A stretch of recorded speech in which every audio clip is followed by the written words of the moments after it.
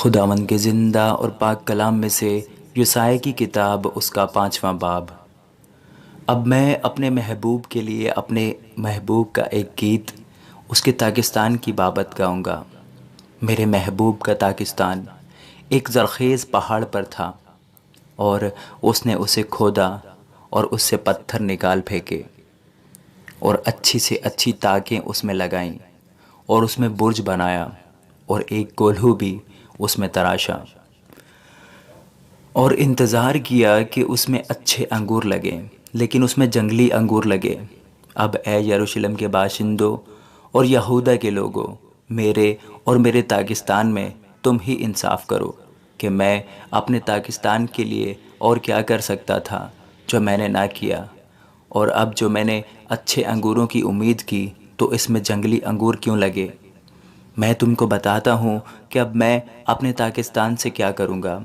میں اس کی باڑ گرا دوں گا، اور وہ چراگاہ ہوگا، اس کا احاطہ توڑ ڈالوں گا اور وہ پامال کیا جائے گا، اور میں اسے بالکل ویران کر دوں گا۔ وہ نہ چھانٹا جائے گا نہ نرایا جائے گا، اس میں اونٹ کٹارے اور کانٹے اگیں گے، اور میں بادلوں کو حکم کروں گا کہ اس پر مینا برسائیں۔ سو رب الفاج کا تاکستان بنی اسرائیل کا گھرانہ ہے، اور بنی یہودا اس کا خوشنما پودا ہے۔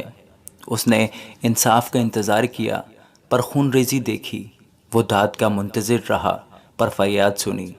ان پر افسوس جو گھر سے گھر اور کھیت سے کھیت ملا دیتے ہیں، یہاں تک کہ کچھ جگہ باقی نہ بچے اور ملک میں وہی اکیلے بسیں۔ رب الفاج نے میرے کان میں کہا، یقیناً بہت سے گھر اجڑ جائیں گے، اور بڑے بڑے عالیشان اور خوبصورت مکان بھی بے چراغ ہو جائیں گے، کیونکہ 15 بیگے تاکستان سے فقط ایک بت میں حاصل ہوگی، اور ایک ہومر بیج سے ایک ایفا غلہ۔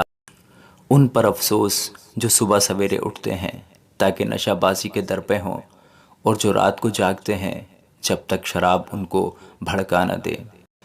اور ان کے جشن کی محفلوں میں بربط اور ستار اور دف اور بین اور شراب ہیں، لیکن وہ خداوند کے کام کو نہیں سوچتے اور اس کے ہاتھوں کی کاریگری پر غور نہیں کرتے۔ اس لیے میرے لوگ جہالت کے سبب سے اسیری میں جاتے ہیں، ان کے بزرگ بھوکوں مرتے اور عوام پیاس سے جلتے ہیں۔ پس پاتال اپنی ہوس بڑھاتا ہے اور اپنا منہ بے انتہا پھاڑتا ہے، اور ان کے شریف اور عام لوگ اور غوغائی اور جو کوئی ان میں فخر کرتا ہے اس میں اتر جائیں گے، اور چھوٹا آدمی جھکایا جائے گا اور بڑا آدمی پست ہوگا، اور مغروروں کی آنکھیں نیچی ہو جائیں گی۔ لیکن رب الفاج عدالت میں سربلند ہوگا، اور خدائے قدوس کی تقدیس صداقت سے کی جائے گی۔ تب برے گویا چراگاہوں میں چریں گے، اور دولت مندوں کے ویران کھیت پردیسیوں کے گلے کھائیں گے۔ ان پر افسوس جو بطالت کی تنابوں سے بد کرداری کو اور گویا گاڑی کے رسوں سے گناہ کو کھینچ لاتے ہیں، اور جو کہتے ہیں کہ وہ جلدی کرے اور پھرتی سے اپنا کام کرے کہ ہم دیکھیں، اور اسرائیل کے قدوس کی مشورت نزدیک ہو اور آن پہنچے تاکہ ہم اسے جانیں۔ ان پر افسوس جو بدی کو نیکی اور نیکی کو بدی کہتے ہیں، اور نور کی جگہ تاریکی کو اور تاریکی کی جگہ نور کو دیتے ہیں، اور شرینی کے بدلے تلخی اور تلخی کے بدلے شرینی رکھتے ہیں۔ ان پر افسوس جو اپنی نظر میں دانش مند اور اپنی نگاہ میں صاحب امتیاز ہیں۔ ان پر افسوس جو مے پینے میں زور آور اور شراب ملانے میں پہلوان ہیں، جو رشوت لے کر شریروں کو صادق اور صادقوں کو ناراض ٹھہراتے ہیں۔ پس جس طرح آگ بھوسے کو کھا جاتی ہے اور جلتا ہوا پھوس بیٹھ جاتا ہے، اسی طرح ان کی جڑ بوسیدہ ہوگی اور ان کی کلی گرد کی طرح اڑ جائے گی، کیونکہ انہوں نے رب الفاج کی شریعت کو ترک کیا اور اسرائیل کے قدوس کے کلام کو حقیر جانا۔ اس لیے خداوند کا قہر اس کے لوگوں پر بھڑکا، اور اس نے ان کے خلاف اپنا ہاتھ بڑھایا اور ان کو مارا۔ چنانچہ پہاڑ کانپ گئے اور ان کی لاشیں بازاروں میں غلاظت کی مانند پڑی ہیں۔ باوجود اس کے اس کا قہر ٹل نہیں گیا، بلکہ اس کا ہاتھ ہنوز بڑھا ہوا ہے، اور وہ قوموں کے لیے دور سے جھنڈا کھڑا کرے گا، اور ان کو زمین کی انتہا سے سسکار کر بلائے گا۔ اور دیکھ، وہ دوڑے چلے آئیں گے، نہ کوئی ان میں تھکے گا نہ پھسلے گا، نہ کوئی اونگے گا نہ کوئی سوئے گا، نہ اس کا کمر بند کھلے گا اور نہ ان کی جوتیوں کا تسمہ ٹوٹے گا۔